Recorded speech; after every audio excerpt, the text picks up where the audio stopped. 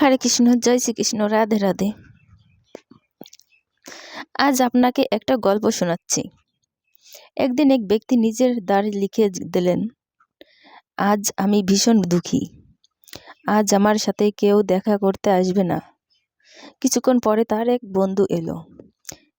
সে সেই লেখা পড়ল, তাও গিয়ে তার সাথে দেখা করলো। সে বলল, আমি লেখা পড়া জানি না, কিন্তু আমার বন্ধু মনে এই বেদনা একটাই, আমাকে সবসময় ডাক দেয়। এরাই হলো আসল বন্ধু। কোনো কারণে আপনি যদি দুঃখ পান, কোনো সমস্যার সমাধান না বের করতে পারেন, এই সংসার থেকে আলাদা হয়ে যেতে চান, তাও এই বন্ধু আপনার সাথেই থাকবে। সমস্যার সমাধান না দিতে পারলেও আপনার স্বাবলম্বন হয়ে অবশ্যই থাকবে। হয়তো আপনার দুঃখ কম করতে পারবে না, কিন্তু আশা ভালো অবশ্যই দেখাবে। যখন আপনি সংসার থেকে আলাদা হয়ে যান, তখন আপনার সাথে যুক্ত থাকে আপনার এই বন্ধু, আসল বন্ধু। এবারে আমরা মানুষের বড়ই বিচিত্র। তারা সবসময় যে কোনো জিনিসের মাহাত্ম্য দুর্বার বুঝতে পারে, একবার তাও পাওয়ার আগে তা হারাবার পরে। এবারে ঠিক এরকম আমাদের বন্ধুরাও হয়। যদি আজ আপনার সাথে থাকতে, তাদের প্রতি কৃতজ্ঞ থাকুন, তাদের প্রসন্ন রাখুন, তাদের মাহাত্ম্য বুঝুন। কারণ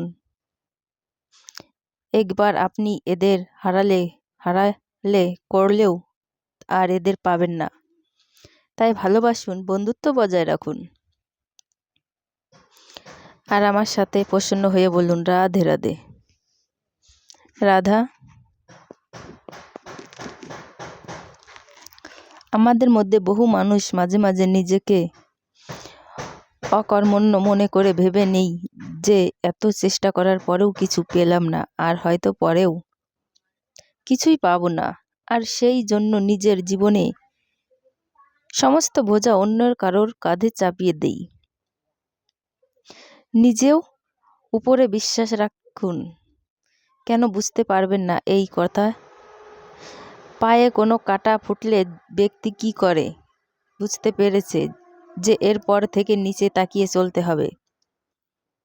সূর্যকে নিজের জ্বলন্ত হয় রাত যাতে প্রকাশ দিতে পারে, সে অন্ধকারের সাথে লড়াই করার জন্য চন্দ্রিমাকেও আকাশে একা উজ্জ্বল হতে হয়। নদী নিজের যাত্রা কি করে করে, নিজের পথ কি করে নির্মাণ করে? সে পাথরের সাথে লড়াই করে তা বানায়। স্বয়ং আপনি নিজে সাহায্য করতে অক্ষম হন, তাহলে নিশ্চিতভাবে আপনার এই জীবন ব্যর্থ হয়ে যাবে। তাই মনে রাখবেন, এই সংসারে নিজের জীবনের ভার নিজের কাঁধে বহন করতে হবে। অন্যের কাঁধের উপর শুধুমাত্র পরলোক যাত্রা হয়। সেই জন্য এই সংসার জীবিত সেই যে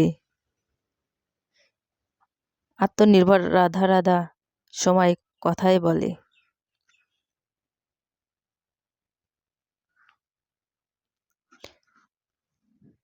সময়ের পূর্বে কিছুই হয় না, প্রতিটা ঘটনা একটা সময় থাকে। সময়ের আগে না সূর্যোদয় হয়, না সূর্যাস্ত হয়। সময়ের পূর্বে গাছেরাও ফুল ফোটে না, ফল ধরে না। কিন্তু একটা কথা ভেবে দেখুন, যদি বর্ষা আসার আগে কৃষক ভূমি কেন প্রস্তুত করে বীজ রোপণ না করে, তাহলে কি ফসল ফলবে? যদি কোনো যোদ্ধা যুদ্ধের পূর্বে নিজের অস্ত্রের ধার না ধারে, তাহলে সে যুদ্ধ কি করে লড়বে? এর মানে এটাই হলো যে সময় আপনার যখন আসার তখন অবশ্যই আসবে, কিন্তু ততক্ষণ এটা গুরুত্বপূর্ণ যে আপনি নিজেকে তার জন্য তৈরি রাখুন। কারণ এই সুযোগ, এই কথাটা শুনতে যতটা ছোট, এইটা আসেও ততটা কম সময়ের জন্য, তারপরে চলেও যায়। এবার যদি সুযোগ পাওয়া আপনার আসেন আর আপনি তার জন্য তৈরি না থাকেন, তাহলে আপনি সাফল্য কি করে পাবেন? তাই আপনি সঠিক সময়ের জন্য অপেক্ষা করুন, সেই সুযোগের জন্য অপেক্ষা করুন। কিন্তু ততক্ষণ নিজের চেষ্টার দ্বারা নিজেকে আরও সক্ষম করে তুলুন, কারণ সাফল্য আপনার জন্য অপেক্ষা করছে শুধু আপনি তার জন্য তৈরি থাকুন। রাধে রাধে।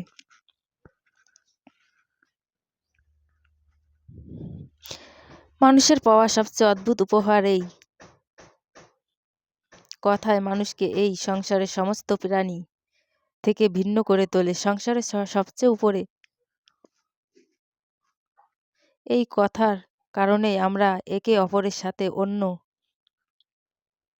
আদান প্রদান করি, কাউকে ব্যক্ত করতে পারি, অন্য কাউকে ভাবনা আমাকে ব্যস্ত করতে পারে। এই কথাই আমাদের সবচেয়ে ঢাল। এবারে দেখুন, আপনি নিশ্চয় লক্ষ্য করছেন, কারোর কথার মধুর হলে লোকে তাকে ভালোবেসে তাকে নিজের বন্ধু বানায়। সেইভাবেই যদি কারোর কথা কঠোর হয় তাহলে লোকে তাকে ঘৃণা করে তাকে নিজের শত্রু বানায়।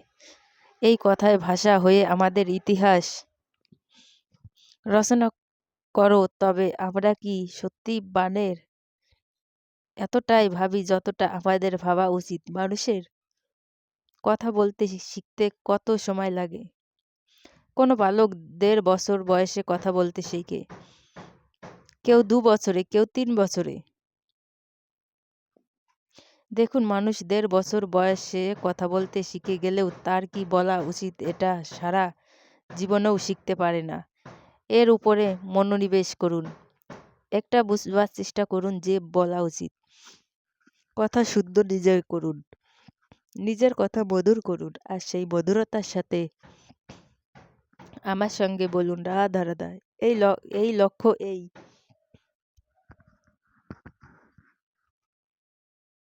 লক্ষ্য আসলে কি? এই লক্ষ্য যা আমরা, সেটা হলো এই সংসারে সুখী কে? সুখী সে যে তার লক্ষ্য পেয়ে গেছে। দুঃখী কে হয়? দুঃখী সেই যে তার লক্ষ্য এখনো পায়নি। এবারে প্রশ্ন এখন এটাই যে লক্ষ্য সবার পেতে চায়, লক্ষ্য পাওয়ার জন্য সবাই প্রাণপণ চেষ্টাও করে, তাহলে সবাই লক্ষ্যে পৌঁছতে পারে না কেন? কেন? ঠিক আছে, কোথাও না কোথাও কিছু না কিছু যাই বাধা থাক, আজকে আমি আপনাকে একটা উপায় বলবো। এই লক্ষ্য পাওয়ার জন্য একটা কাগজ নিন, তাতে একটা চিহ্ন বানান লক্ষ্য। এবারে সেই লক্ষ্যে পৌঁছানোর একটা পথ বানান। এবারে এই যাত্রাকে ভিন্ন ভিন্ন ভাগে বিভাজন করে দিল। এবারে এটা হলো আপনার। এবার এই পরিকল্পনা ক্রমা মানুষেরা করতে থাকুন। এটাই হবে আপনার চেষ্টা। এবারে যদি এবার আপনি চেষ্টা করতে পারেন, যাই আপনার কল্পনা হোক না কেন তার বাস্তব আবশ্যক হয়ে, তাহলে এই কল্পনাকে বাস্তবে রূপান্তরিত করুন। এভাবেই নিজের পরিকল্পনা পালন করতে থাকুন।